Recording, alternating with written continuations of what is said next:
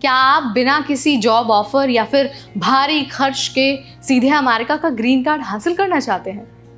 अगर हाँ, तो देखिए आपके लिए ऑप्शन है यूएस का ग्रीन कार्ड लॉटरी, यानी डाइवर्सिटी वीजा प्रोग्राम, जो हर साल 55,000 लोगों को अमेरिका की परमानेंट रेजिडेंसी देता है, वो भी सिर्फ एक ऑनलाइन फॉर्म भरने पर। लेकिन सवाल ये है कि क्या इस डाइवर्सिटी वीजा प्रोग्राम का हिस्सा भारत है? आज इस वीडियो में हम आपको यही आंसर देने वाले हैं। आपको फैक्ट्स बताएंगे, डेटा बताएंगे, पूरी पिक्चर आपके सामने क्लियर करेंगे और आपको ये भी बताएंगे कि ये जो डाइवर्सिटी वीजा प्रोग्राम है उसका प्रोसेस क्या है, उसकी डिटेल्स क्या है और आपको अमेरिका को की जो परमानेंट रेजिडेंसी है वो किस तरह से मिलती है। नमस्कार, मेरा नाम है नेहा उपाध्याय और आप देखना शुरू कर चुके हैं एनबीटी टेक इन। दरअसल ये जो डाइवर्सिटी वीजा प्रोग्राम है वो अमेरिकी सरकार की तरफ से चलाया जाता है। इसे डीवी लॉटरी भी कहा जाता है। इसका मकसद है अमेरिका में उन देशों से ज्यादा इमिग्रेशन लाना जहां से लोग कम आते हैं, यानी जिन देशों से बहुत कम लोग हर साल अमेरिका आते हैं उन्हें ये प्रोग्राम एक स्पेशल चांस देता है। हर साल यूएस डिपार्टमेंट ऑफ स्टेट इस लॉटरी के जरिए लगभग 55,000 ग्रीन कार्ड ऑफर करता है।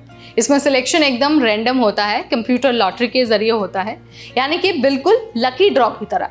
और हाँ, जो लोग सिलेक्ट होते हैं उन्हें अमेरिका आने से पहले इंटरव्यू और डॉक्यूमेंट वेरिफिकेशन जैसे प्रोसेस से गुजरना पड़ता है। लेकिन अच्छी बात यह है कि यहाँ पर किसी नौकरी के ऑफर की, जॉब ऑफर की ज़रूरत नहीं होती है, किसी स्पॉन्सर की ज़रूरत नहीं होती है। अब सबसे ज़रूरी सवाल का आंसर आपको दे देते हैं कि क्या इंडिया के जो लोग हैं वो इस लॉटरी में हिस्सा ले सकते हैं? तो देखिए, इसका अनफॉर्चुनेट रिस्पॉन्स है नहीं। भारतीय नागरिक यानी कि जो इंडियन बॉर्न लोग हैं वो यूएस ग्रीन कार्ड लॉटरी के लिए एलिजिबल नहीं होते हैं। क्यों? क्योंकि अमेरिका में पहले से ही भारत से बहुत ज़्यादा इमिग्रेशन हो चुका है। डीवी लॉटरी सिर्फ उन्हीं देशों के लिए खुला होता है जहां पे पिछले 5 सालों में अमेरिका में बहुत कम इमिग्रेशन हुआ हो, और भारत उन हाई इमिग्रेशन देशों में आता है। इसीलिए भारतीयों को इस लॉटरी में हिस्सा लेने की अनुमति नहीं होती है, वो योग्य नहीं होते हैं। अब ज़रा हम इसकी डिटेल्स पर बात कर लेते हैं, योग्यता की बात कर लेते हैं। तो सबसे पहली जो योग्यता है वो है कंट्री ऑफ बर्थ, यानी कि किस देश में आपका जन्म हुआ है। अगर आप ऐसे देश में पैदा हुए हैं जो डीवी लॉटरी के लिए एलिजिबल है, जैसे कि नेपाल, श्रीलंका, केन्या, यूक्रेन और मोरक्को, तो आप आराम से अप्लाई कर सकते हैं। इसके अलावा एजुकेशन और वर्क एक्सपीरियंस भी बहुत इंपॉर्टेंट होता है। अगर आपके पास या तो हाई स्कूल की डिग्री है या फिर आपने पिछले 5 सालों में 2 साल तक ऐसा वर्क एक्सपीरियंस हासिल किया है जो यूएस लेबर डिपार्टमेंट की लिस्ट में स्किल्ड माना गया है, तो भी आप एलिजिबल होते हैं।